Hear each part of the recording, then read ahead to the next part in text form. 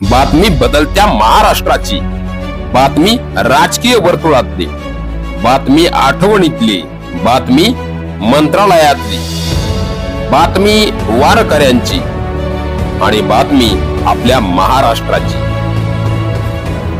आपला महाराष्ट्र, तेज महाराष्ट्र। पाहत रहा तेज महाराष्ट्र न्यूज। सुशासन आठवडा कालावधीत तहसील कार्यालयामार्फत पुरवण्यात येणाऱ्या सेवांचा लाभ आटपाडी तालुक्यातील नागरिकांनी घ्यावा, तहसीलदार मनोज कुमार ऐतवडे।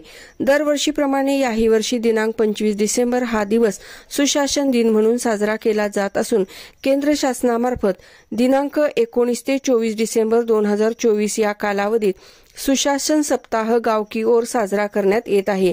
त्या अनुषंगाने तहसील कार्यालय आटपाडीमध्ये सुशासन आठवडा साजरा करण्यात येत आहे। सुशासन सप्ताहाची सुरुवात दिनांक 20/12/2024 रोजी आटपाडी तालुक्यातील संजय गांधी योजनेच्या लाभार्थींना आदेशाचे वाटप करून करण्यात आली।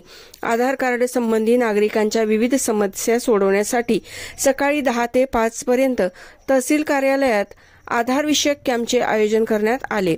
तसेच तहसील कार्यालयामार्फत देण्यात येणारे विविध दाखल्यांचे वितरण सेतू सुविधा केंद्रावर तहसीलदार श्री मनोज कुमार ऐतवडे यांच्या हस्ते करण्यात आले।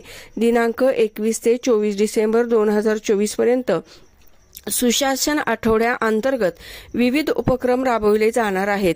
दिनांक 21/12/2024 रोजी आटपाडी तहसील कार्यालय व ग्रामपंचायत खरसुंडी येथे संजय गांधी योजना फॉर्म भरण्यासंबंधी कॅम्पचे आयोजन करण्यात येणार आहे।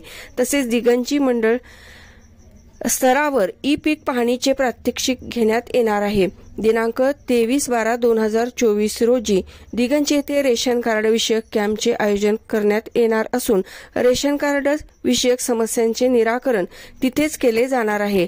अभिलेख कक्षातील लोकांना आवश्यक असणाऱ्या नकलांचे वितरण व नव्या रेशन कार्डचे वितरण तहसील कार्यालयात करण्यात येणार आहे। यासोबतच सर्व तलाठी सज्जाच्या ठिकाणी सुशासन दिन साजरा करण्याच्या सूचनाही देण्यात आल्या आहेत।